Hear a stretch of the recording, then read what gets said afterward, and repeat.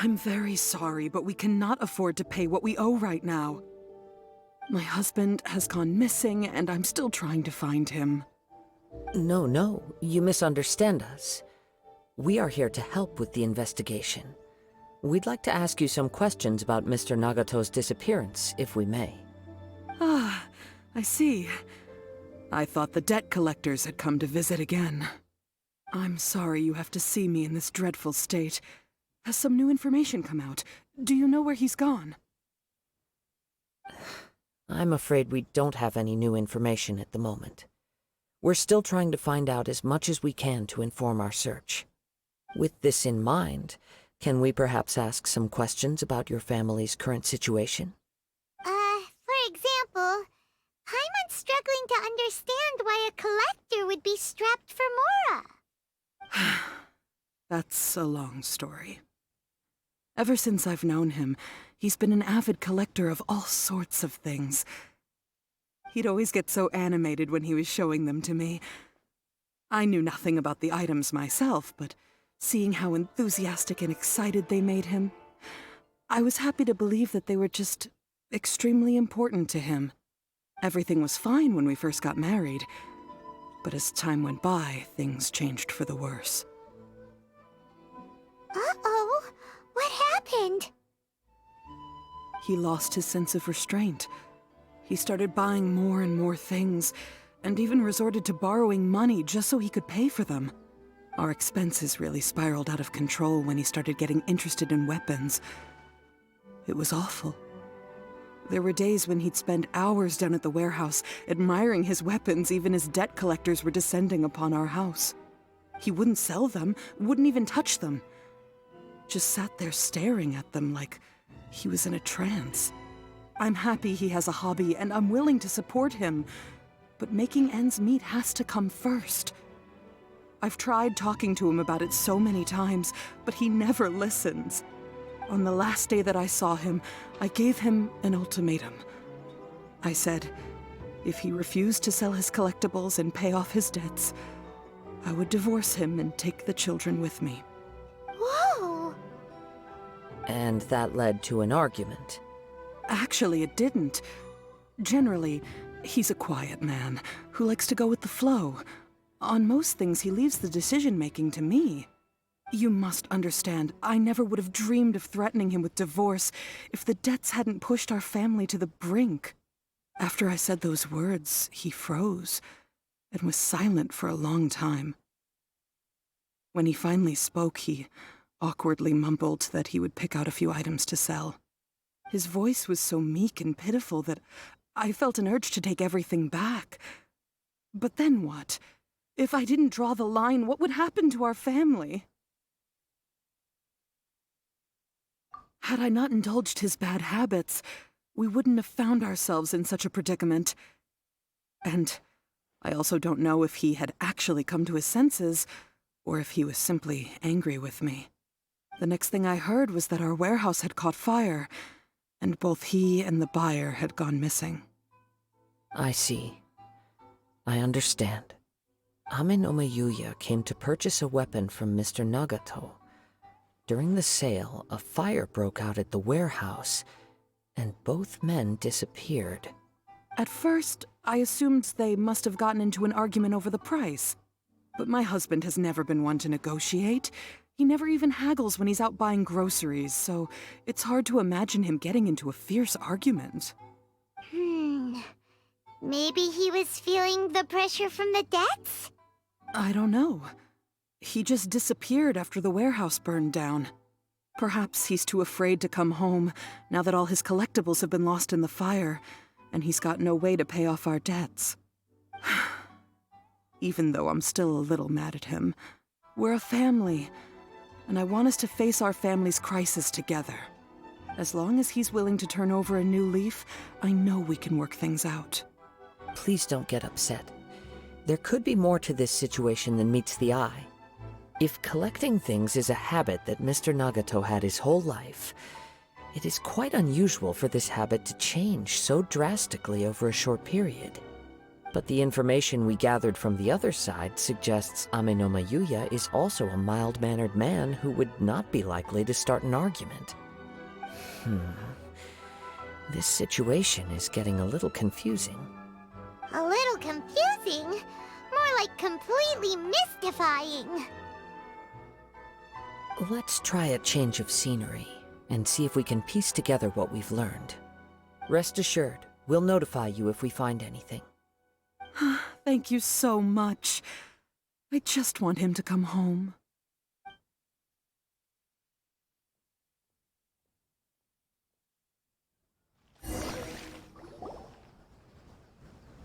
Based on the information we've gathered so far, I can only surmise that the sales meeting between the two men was somehow the catalyst for their disappearance. The fire at the warehouse likely played a part in how the situation unfolded, though its exact role is a mystery. Do you have any thoughts? Well, Paimon was thinking that maybe someone accidentally knocked over an oil lamp and, nope, never mind. Paimon's brain needs to rest for a while. Over to you.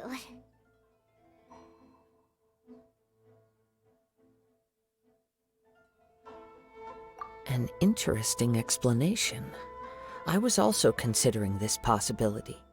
Amenoma Yuya is an expert on swords. He could have noticed some problematic details about Mr. Nagato's collectibles. Maybe he recognized a blade as a fake, or a well-known stolen item. Either way, after arguing about it, the two men agreed to hide the truth of this matter. They thought a fire would destroy everything. But then the Tenryou Commission began investigating and uncovered some incriminating details, so they fled to protect their secrets. But it's a far-fetched theory. I can't imagine how they would have been able to reach an agreement. One fact that I keep coming back to is that Amenoma Yuya is polite and well-mannered, while Mr. Nagato is introverted and passive. Neither seems like the type of person who is inclined towards initiating conflict. Mr. Nagato, being heavily in debt, is also the only one of them with the potential motive to disappear after the fire. The more I ponder it, the more puzzling it becomes. Just what could have happened there? Right. Although the time frame seems to broadly match, no other details that we've learned seem to link the two events together. Amenoma Yuya lacks a key distinguishing feature of the attacker, namely that he is principally a practitioner of the blade testing techniques of Amenoma art, not those of the combat-oriented Ishin art. Darn! We thought we could get two birds with one stone here, but at this rate, it's starting to look like a wild goose chase. Let's keep going, since we've come this far. If we can solve the case, both Mr. Amenoma and Mrs. Nagato will be able to get some closure. Okay, but where should we go now? Let's head out of the city and check out the warehouse. There's still a chance we may be able to find some shreds of evidence.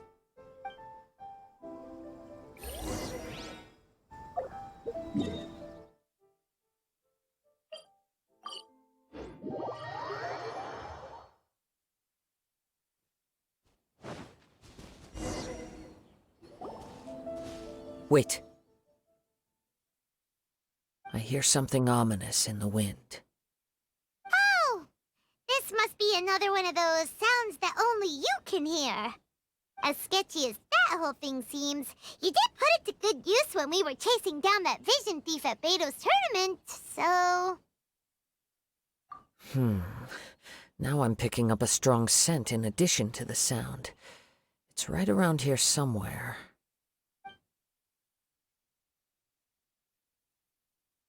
But there's nothing here.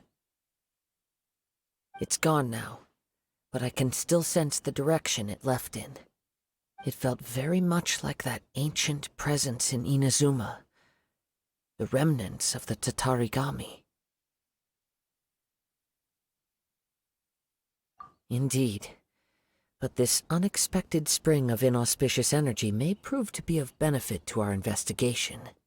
We should remain vigilant and approach slowly. Huh. So it's an underground warehouse. The force is definitely coming from down below. The source of the Tatarigami energy has long since left this place, but the residue it left behind still hasn't dissipated completely. Judging from the concentration, I would have to conclude that the Tatarigami source resided here for a very long time. Mrs. Nagato said her husband used to hang around the warehouse by himself a lot. It could well be that he was already under the influence of Tatarigami energy at that time. From what I've been told, Tatarigami does not turn all upon whom it preys into violent monsters, but most will develop a stubborn streak upon being exposed to the Tatarigami's unfulfilled will. Their interests become fanatical obsessions. Mr. Nagato had an interest in collecting to begin with. The influence of Tatarigami could explain why he became an obsessive hoarder, amassing more and more possessions, even as he put himself in grave debt. So what should we do now? Go down and take a look? Step back. I'll open the door and take a look inside. If we don't open this door, we can move no closer to the truth. You needn't worry. Both of us have faced far greater dangers than this. Relatively speaking, the risk here is trivial.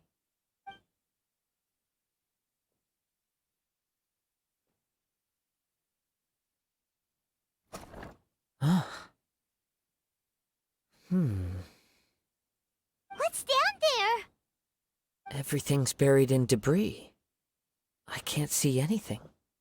It looks like the fire caused a cave-in, reducing the entire warehouse to rubble. That was too scary! Paimon was so sure that the warehouse boogeyman was about to jump out at us! All we can do now is keep searching in the direction that the Tatarigami energy's source left this place. 2 ordinary humans, entangled with the Tatarigami. I fear much misfortune has already befallen them. Yes, let's go. If nothing else, it's vital that we find out where this Tatarigami energy is coming from. Quiet your mind and focus on what you sense around you. Perhaps you, too, will perceive its ominous presence in the wind.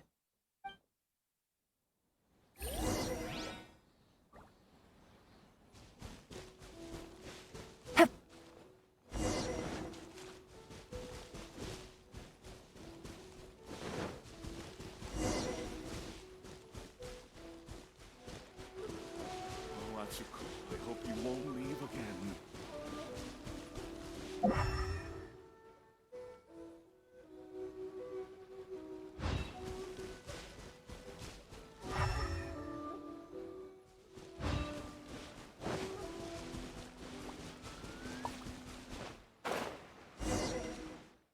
From this point, the trail appears to split into 2. The main source of the Tatarigami energy continued on into the distance, but a small portion remained here, and seems to be dissipating slowly.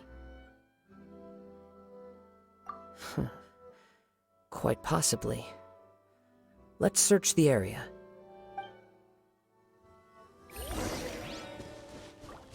Whoa! Look at all those hilly churls! They're acting really strangely! Something seems to be drawing their attention. Let's take a closer look.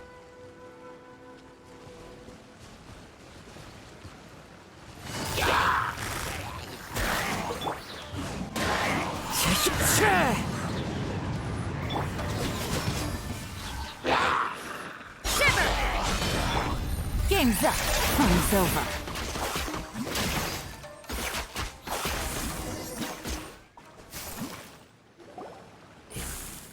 It's... Ugh! Look at this red stuff! What is it? By the looks of it, a letter, written on a piece of torn clothing. The ink is bone dry. It must have been written quite some time ago. Well, let's take a look.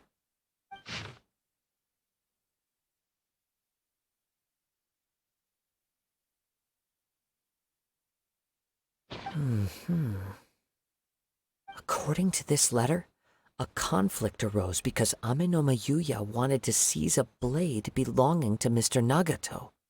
Yuya started the fire that destroyed the warehouse and wounded Mr. Nagato in the fight. Mr. Nagato kept chase as long as he could, eventually stopping here to write this letter when his strength gave out. So, where is he? He was not only mortally wounded, but also under the heavy influence of Tatarigami. Add to that the fact that its aura seems to have attracted a horde of monsters, and I'm afraid he may no longer be with us. Whatever traces there may have been of his fate beyond after this point, they've since been disturbed by the hilly churls. There's nothing more for us to find here. Yes. Right now, we need to uncover some more important truths. If Amenoma Yuya is attacking other people indiscriminately, then the longer we take to find him, the more people risk meeting the same tragic end. Right, so let's get moving. I wouldn't be surprised if he, too, fell prey to the influence of the Tatarigami. For a practitioner of the martial arts, the easiest desire to inflame would be their pursuit of further power and skill. All the clues that at first seemed disparate and disconnected, it seems that now we know the thread that runs between them. I have a hypothesis that, if it's correct, not only explains the series of events leading to the two men's disappearance, but also zeroes in on the attacker's identity. Wait, you figured it out? So these two cases are connected after all? I believe so. But it's something of an outlandish idea. I will only be able to confirm my suspicions once we've met him in person. On with the search. We must stay vigilant. At any point now, we may find ourselves in danger.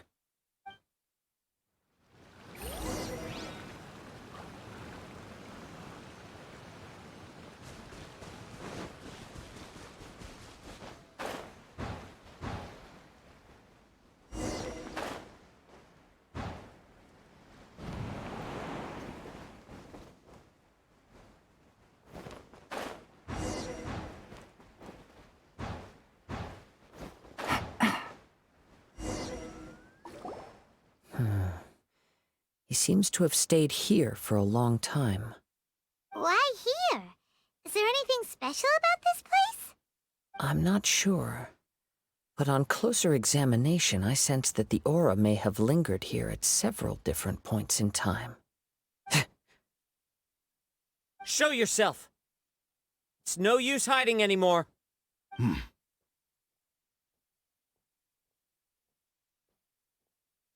Kaedehara Kazuha. It's you, at last. Aha! So it is the same guy from before. What's your problem, huh? What could you possibly have against Kazuha? Indeed, there should be no enmity between us. If it is Amenoma Yuya that stands before us. But what if instead of facing Amenoma Yuya, we are in fact facing the blade in his hand? Now that you mention it, it is giving off a strange light. Whoa! Surely you don't mean... Are you serious? Tatarigami energy often lodges itself within physical objects, then works to subtly affect any living organisms in its vicinity. The blade has resided in Mr. Nagato's warehouse for many years, affecting his state of mind, and more recently using the sale as a means to affect, or rather as a means to occupy, Amenoma Yuya's body. You're sharper than I thought. You've already deduced the truth of the matter. Many, many years ago, I was forged by a famed bladesmith of the Ishin tradition. I was his pride and joy. In me, he placed all his hopes and dreams. As a descendant of the Kaedehara clan, you should be able to guess our greatest regret. I presume it has something to do with the Raiden Gokaden. Indeed. At that point in time, he failed to live up to the Raiden Shogun's expectations. In the end, all he could do was to flee the nation by sea on a ship bound for Snezhnaya. He was a bladesmith of great renown, a master of his craft. There was nothing that he could not accomplish. All he needed was more time and a little faith. And sure enough, in the end, he achieved what he had set out to do. All of his life's work, his wisdom, his skill, it culminated in his creation of me. He not only bestowed upon me the greatest of strength, but also endowed me with a consciousness of my own. In her conceit, the Raiden Shogun lost not only the single most perfect blade in the entire world, but also an irreplaceable achievement in the art of blade forging. So, swords can become conscious and control people? The people of the time in which I was born never believed I had that kind of power. They saw me as a mere blade, a sharp and well-crafted one, but in all other respects an ordinary weapon. But that gave me the opportunity to take action. After the death of my creator, I decided to leave Snezhnaya and began my long quest to return to the distant land of Inazuma. Moving from one person to the next, I controlled the minds of countless hosts along the way, each bringing me one step closer to my ancestral home. I seek but one thing: to face the full force of the Raiden Shogun's blade and prove my power, the might of Isshin art! Ah, so Amenoma Yuya was not your first victim. Tell me, what happens to those you've possessed when you've finished using them? My hosts? Who cares what happens to them? They are but tools that serve my mission. When they got tired, or injured, or unusable, I hopped to the next one in line.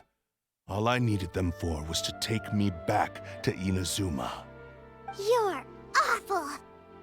After I returned to Inazuma, I decided to bide my time in Nagato's warehouse until Amenoma Yuya handed himself over to me on a silver platter.